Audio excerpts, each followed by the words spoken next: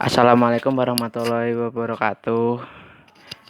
Perkenalkan, nama saya Zidan Iqbar Hendriat Moko dari kelas 11 IPS 2. Kali ini saya akan membacakan ringkasan materi beriman kepada kitab-kitab Allah Subhanahu wa taala, dan saya memilih materi yang kitab-kitab Allah Subhanahu wa taala dan para penerimanya. Yang pertama ada Taurat. Taurat dalam bahasa Ibrani disebut Torah, yaitu kitab suci yang diturunkan Allah Subhanahu wa taala kepada Nabi Musa alaihissalam untuk membimbing kaumnya, Bani Israel. Taurat merupakan salah satu dari 3 komponen, yaitu Torah, Nebi'in, dan Ketubi'in. 3 komponen tersebut terdapat dalam kitab suci agama Yahudi yang disebut Biblia atau Alkitab. Orang-orang Kristen menyebutnya Old Testament atau Perjanjian Lama. Terdiri dari 5 kitab yang berasal dari Nabi Musa alaihissalam sebagai berikut. Yang pertama, kitab Kejadian atau Genesis, yaitu kitab yang berisi kisah kejadian alam semesta atau penciptaan alam semesta. Yang kedua ada kitab Keluaran atau Exodus, yang berisi keluarnya Bani Israel dan penindasan Fir'aun di Mesir di bawah pimpinan Nabi Musa alaihissalam. Yang ketiga, kitab Imamat atau Levitus, yaitu kitab yang berisi himpunan syariat dalam agama Yahudi. Yang keempat, ada kitab Bilangan atau Numbers, yaitu kitab yang menerangkan jumlah keturunan 12 Bani Israel pada masa Nabi Musa alaihissalam. Yang kelima, kitab Ulangan atau Deuteronomi, yaitu kitab yang berisi ulangan kisah dikeluarkannya Bani Israel dari tanah Mesir dan himpunan syariat. Isi kandungan kitab Taurat antara lain sebagai berikut. Yang pertama, ajaran tauhid. Yang kedua, nasihat-nasihat kebaikan. Yang ketiga, hukum-hukum syariat. Yang keempat, kisah dan sejarah nabi terdahulu. Yang kedua ada Zabur.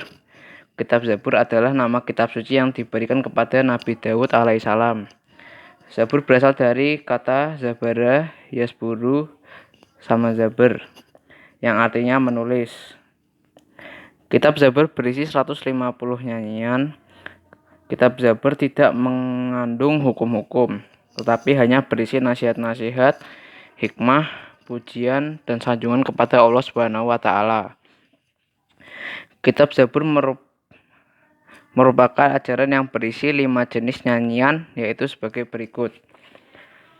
Yang pertama, nyanyian kebaikan untuk memuji Tuhan.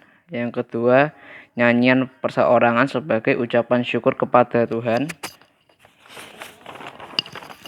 Yang ketiga, ratapan-ratapan jamaah. Yang keempat, ratapan dan doa individu. Yang kelima, nyanyian untuk raja. Yang ketiga ada Injil. Kitab Injil adalah kitab yang diturunkan Allah Subhanahu wa taala kepada Nabi Isa alaihissalam. Kitab Injil intinya berisikan ajakan kepada umat Nabi Isa alaihissalam untuk hidup dengan zuhud, yaitu menjauhi kerakusan dan ketamakan duniawi. Kitab Injil yang ada sekarang berbeda dengan Injil yang asli yang diturunkan Allah Subhanahu wa taala kepada Nabi Isa alaihissalam.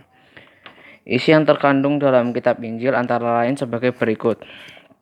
Yang pertama, ajaran tauhid atau mengisahkan Allah Subhanahu wa taala. Yang kedua, hukum-hukum syariat. Yang ketiga, nasihat-nasihat kebaikan. Yang keempat, sejarah nabi-nabi terdahulu. Yang keempat ada Al-Qur'an. Al-Quran adalah nama kitab suci yang diturunkan Allah Subhanahu wa taala kepada Nabi Muhammad SAW sebagai nabi terakhir. Kitab Al-Quran adalah kitab suci umat Islam. Al-Quran sebagai kitab suci yang wajib dibaca, dipelajari, diamalkan isinya, dan merupakan wahyu Allah Subhanahu wa taala. Al-Quran merupakan kitab suci terlengkap dan berlaku bagi semua umat manusia sampai akhir zaman. Al-Quran merupakan petunjuk kehidupan sebagai seorang muslim. Wajib mengimani, mempercayai, mengamalkan isi Al-Quran, karena Al-Quran merupakan pedoman hidup umat manusia. Cara mengamalkan isi Al-Quran adalah dengan cara mempelajari cara membaca atau mengaji, kemudian mempelajari artinya, menganalisis isinya dan mengamalkannya dalam kehidupan sehari-hari. Nama-nama lain Al-Quran. Yang pertama, Al-Huda, artinya Al-Quran sebagai petunjuk seluruh umat manusia. Yang kedua, ada Al-Furqan, artinya Al-Quran sebagai pembeda antara yang baik dan yang buruk. Ketiga, Asy-Syifah, artinya Al-Quran sebagai penawar atau obat penenang hati. 4. Az-Ziyur, artinya Al-Quran sebagai peringatan adanya ancaman dan bahaya. 5. Alkitab, artinya Al-Quran adalah firman Allah SWT yang dibukukan. Isi Al-Quran. Yang pertama, akidah atau keimanan. Yang kedua, ibadah, baik ibadah mandah maupun gairu mahdah. Yang ketiga, akhlak seorang hamba kepada Khalik, kepada semua manusia dan kepada alam sekitarnya. 4. Muamalah, yaitu hubungan manusia dengan sesama manusia. Yang kelima, kisah, yaitu cerita Nabi dan Rasul, orang-orang saleh dan orang-orang yang ingkar. 6. Semangat mengembangkan ilmu pengetahuan. Keistimewaan Al-Quran. Yang pertama, sebagai petunjuk dan rahmat bagi orang-orang yang beriman dan bertakwa. Yang kedua, sebagai informasi kepada setiap umat bahwa Nabi dan Rasul terdahulu mempunyai syariat atau aturan dan caranya masing-masing dalam menyembah Allah Subhanahu wa Ta'ala. Yang ketiga, Al-Quran sebagai kitab suci terakhir dan terjamin keasliannya. Yang keempat, Al-Quran tidak dapat tertandingi oleh ide-ide manusia yang ingin menyimpangkannya. 5. Membaca dan mempelajari isi Al-Quran merupakan ibadah.